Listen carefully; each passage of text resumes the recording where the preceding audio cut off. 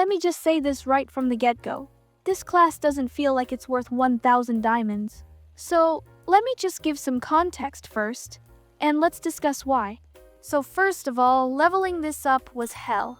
To max it out, you need to kill 900 enemies with your turrets. To level it up to level 2, you'll need to kill 300 enemies, and for level 3, you'll need to kill 600. Killing 900 enemies is so tedious. Now maybe that's just for me since I don't have much time, because I try to upload every Saturday on my time zone. So if you're just a casual player, you can take your time to level this up without losing your sanity. Don't worry though, I didn't lose my sanity. I just used Robux, which is ironic. I literally said on my last video how I'm not gonna spend Robux on this. And no, I'm not going to spend this much to upgrade a class. I won't even spend this much, even if it's cyborg or vampire. But it's the new year and I can't be stuck grinding on New Year's Eve. You want to max this class out because it's very scrap hungry. And the level 2 and 3 perks will give you a chance to get scraps from chests and entities. On the talent description, it says cultists. But other entities can actually drop scraps as well. I think this was a buff alongside the Stronghold buff. When the class was initially released, you couldn't place your sentries inside strongholds, which is really bad for a class that costs 1,000 diamonds. I tried killing a bunch of entities, a mixture of rabbits, wolves, and cultists. Out of the 35 that I killed, only 4 of them dropped a scrap.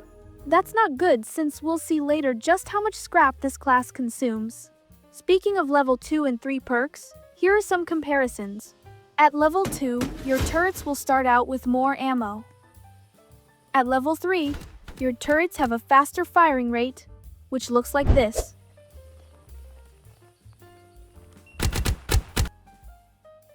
You can only place up to 3 turrets. And you can craft turrets on the crafting table using gears. 1 scrap is equal to 1 gear. The cost increases as you craft more and more turrets, which caps at 30 gears.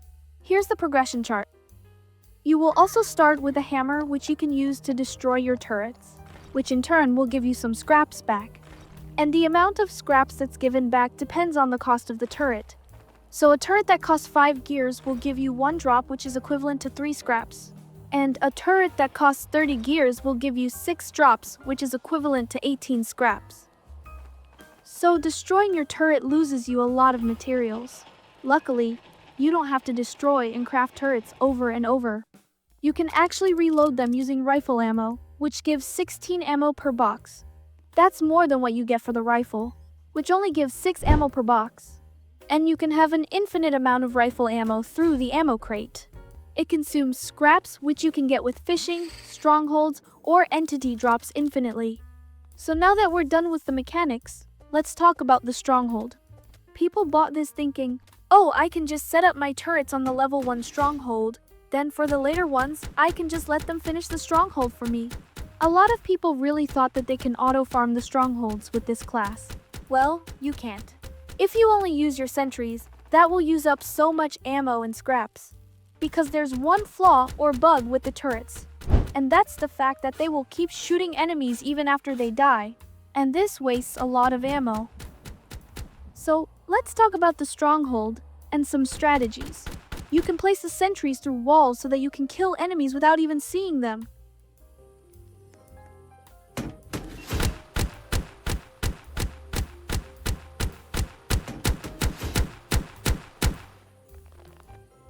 Here's how you can use that for the stronghold.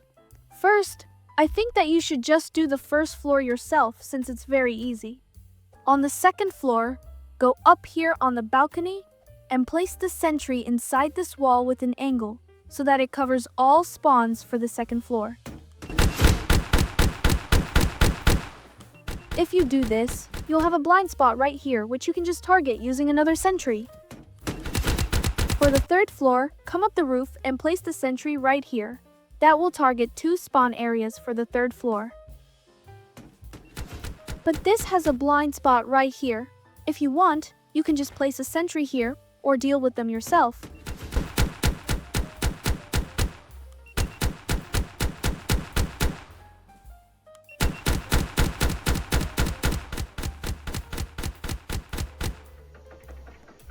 Just pick which blind spot you'd rather handle yourself. Personally, this is my preferred setup. 2 sentries on the 3rd floor and 1 on the 2nd. Then, you can reload each one like this.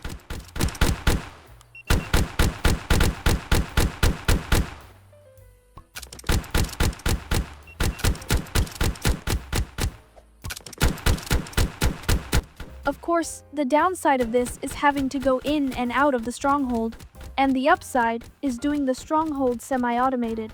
You're not very involved in the action, so you're more protected. So, here's something that will allow you to automate pretty much the entire upper floors. Like the other setup, just do the 1st floor by yourself. Set up the 2nd floor sentry right here. It's important that you always keep this sentry fully loaded before you leave the stronghold. Otherwise, you will trigger the first wave of cultists when reloading it. To reload it for the next upcoming waves, just do this. On the 3rd floor, set it up like this. This will ensure that all parts of the stronghold are covered, without any blind spots. To reload it, just do this. It's a shame that this won't work in a way where we only need 1 sentry on the 3rd floor. This won't shoot because it's technically inside the wall. Therefore, it cannot see the enemies. This one would cover all angles on the 3rd floor using only 1 sentry, allowing you to place the 3rd sentry on the 1st floor. The only problem is reloading it.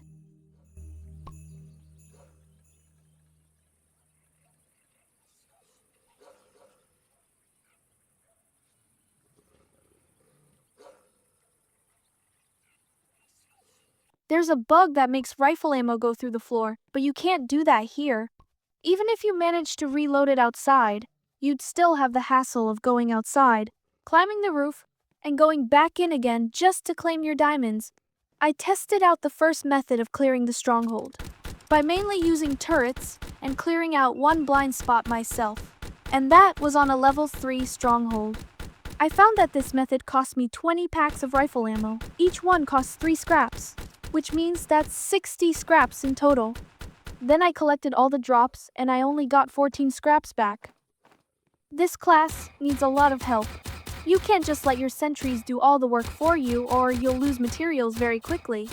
And that's exactly why this doesn't feel like a class worth 1,000 diamonds. Cyborg costs 400 diamonds less and doesn't actually need any help.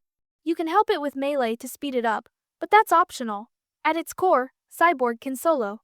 Vampire class might need help from ranged weapons when rescuing kids, but you're going to clear strongholds way faster and with less effort than the engineer class. It's easy to just say, oh, place it like this, but if you actually place it just a little bit off, suddenly you are out of range. So it's very sensitive and requires some getting used to. Then there's the constant reloading. With Vampire or Cyborg, there are no setups. You just go in and get the job done.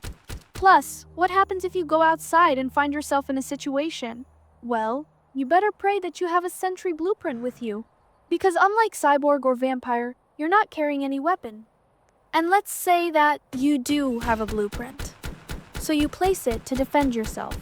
Well, now you're gonna have to destroy it, losing you materials.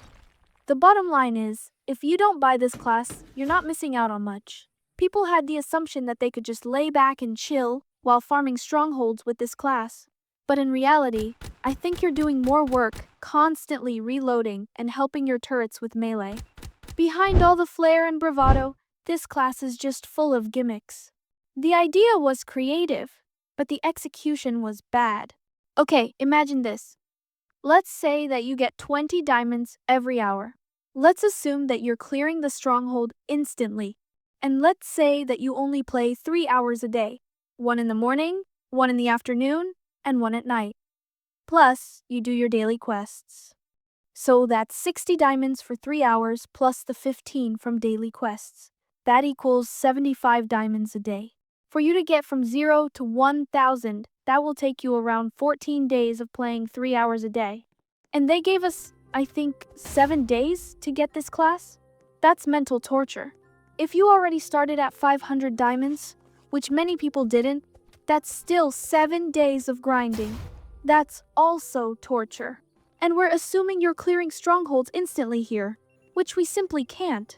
So some players are losing their sanity trying to grind for this, because it's rated 6 stars and it's limited, only for them to be disappointed.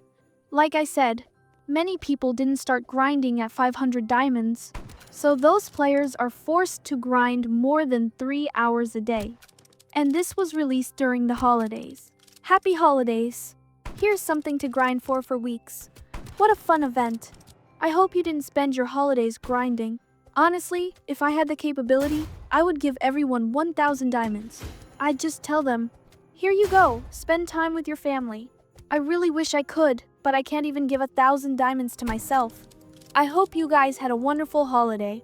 I had so much fun celebrating, so I hope you did too.